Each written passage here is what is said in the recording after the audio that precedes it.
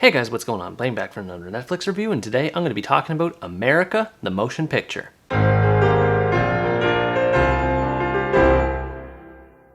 America, the Motion Picture is an American adult animated comedy that's based on the totally true story about how America gained its independence and freed itself from British tyranny. Or at least that's what the movie would have you believe. In truth, it's a satirical reimagining on the War of Independence that took place back in 1776 between the American colonies and the British Kingdom, as if it were reimagined through the eyes of a fraternity brother. After his friend Abraham Lincoln is killed by the traitor Benedict Arnold, George Washington goes on a quest across the United States to gather as many skilled individuals as possible to recruit for his team, as well as rallying the American population at large so that they can take down the evil British Empire and claim their sovereignty. That's the basic gist of this movie's story. There is a lot more to it than that, but to say anything more about it in greater detail would no doubt confuse any viewer watching this video due to the sheer amount of anachronisms that are present in the narrative. Even though the movie's only an hour and a half in length, there is a lot of stuff that happens in this movie's story, so it can be hard to keep track exactly of what's going on.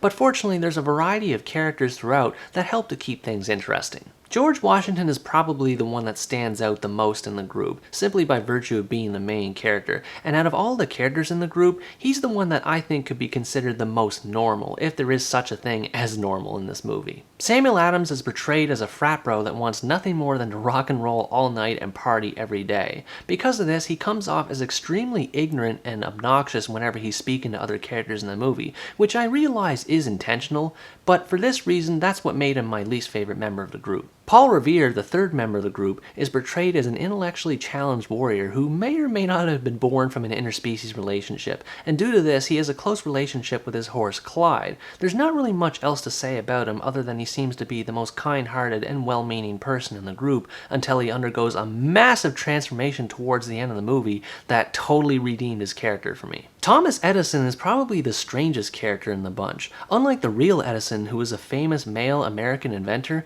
in this movie, Edison is portrayed as a female Chinese scientist. Now, she does get to show off a lot of her interesting gadgets and toys throughout the movie that do help to spice up the action scenes, but she's also the source of a lot of this movie's political dialogue that I don't think it particularly excels at telling, but I'm going to talk about that later in this review. There's two other characters in the group as well, but they're not even really worth talking about simply because they're not present for much of this movie's story. There's Geronimo, who's based on the Apache chief of the same name, and then there's a character that's based on the John Henry folk legend who is a blacksmith named Blacksmith, because he's a smith who happens to be black. Benedict Arnold is the main villain of the story, and he's portrayed more or less the same as he is or was in real life, albeit in a much more exaggerated fashion, along with having the secret ability to transform at will into a werewolf. So as you can see, there are a lot of unique characters whose personalities and eccentricities are dialed up to 11 in this movie.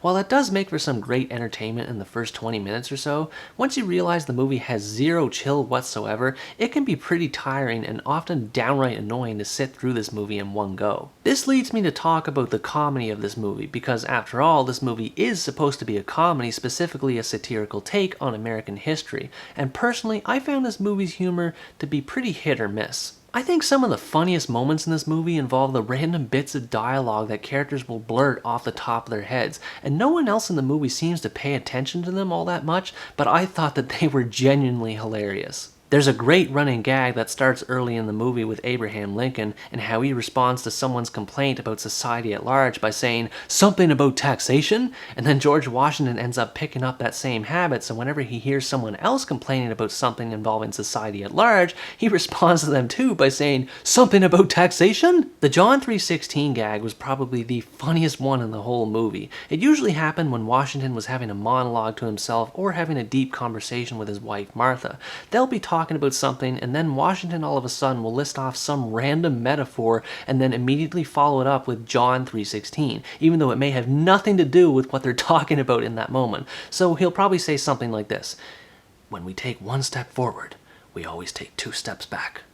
John 3:16. There were a ton of great moments like that in the movie that should have gotten a lot more attention than they did. Instead, the movie seems more interested in tackling low-hanging fruit and focusing on more political topics like slavery, sexism, and racism, and it just doesn't tackle them well at all. The way the movie approaches all of those topics, it's all surface level. It's not even really being satirical or poking fun at it so much as it's stating the obvious. Like there'll be a scene where characters are talking about stealing or something like that and how they're supposedly good at it, and then Geronimo will say something like, "Oh, you mean like how the white people stole the land from us Native Americans?" The movie comes so close to being consistently funny, and then a character will say something stupid and political that just totally kills the mood. I don't know what it is with modern comedies trying to be woke and hating on white people, but this movie is just filled with political garbage like that, and it's nowhere near intelligent enough to be having a conversation on these topics in the first place. If it had just stuck to its guns and kept itself as a laid-back but fun animated action comedy to watch, then I think this movie would have been more enjoyable in the long run. This being said though, there are still some good things I can say about this movie. The animation quality is surprisingly good and reminded me a lot about Archer at times, which is fitting because I think one of the producers of the show used to produce the show Archer as well. The beautiful animation quality lends itself extremely well to the action scenes, which are entertaining throughout, and because this movie is rated R, characters bleed profusely and unrealistically, often to the point where it's just completely ridiculous. So that element might not be everyone's cup of tea, but personally I didn't mind it all that much, especially in the finale, which I don't want to spoil for anyone who hasn't seen that part of the movie yet, but anyone who has seen it can just tell that the animators had a lot of fun with how the action scenes played out in this movie. Despite how fun the action scenes are, however, a lot of them feature strange pop cultural references to them that don't seem to mesh well with the time period this movie is supposed to take place in. And I understand it's supposed to be a fictional retelling of American history in the first place, but when you start to see references to future movie franchises like Star Wars and The Transporter in a movie that's supposed to take place in the 1770s, it's like, okay, this is kind of weird. Even outside of the action scenes, there were a lot of confusing anachronisms that didn't make much sense to me. Like, for example, George Washington is familiar with Wikipedia, but for some reason he doesn't know what a car is? The movie was never consistent with the time period it was trying to portray. It's supposed to take place in the 1770s, yet there's a lot of modern references to technology and pop culture thrown throughout the movie, which is just there for the sake of getting a cheap laugh from the audience. The problem with that, however, is, as with the political elements, they're implemented very poorly and stick out like a sore thumb, which affects the comedy of the whole movie at large. Overall, America the Motion Picture is definitely not a movie for everyone. It's a good movie to chill out and not have to think about when you're watching it, but even then, I only recommend watching it in short bursts. If you enjoy watching animated comedies and you don't mind excessive violence or political references, I think you could find something to enjoy when watching this movie. I think it had a lot of potential to be a great movie as opposed to being an okay movie, but unfortunately it gets bogged down by its sense of self-righteousness, and in the end, it ends up coming off more as pretentious than hilarious. Anyways guys, that's going to wrap up my review of America the Motion Picture. Thanks for watching this video, I hope you enjoyed it, and as always stay tuned for the next part where next time I review the Chinese action film Dynasty Warriors. Bye bye!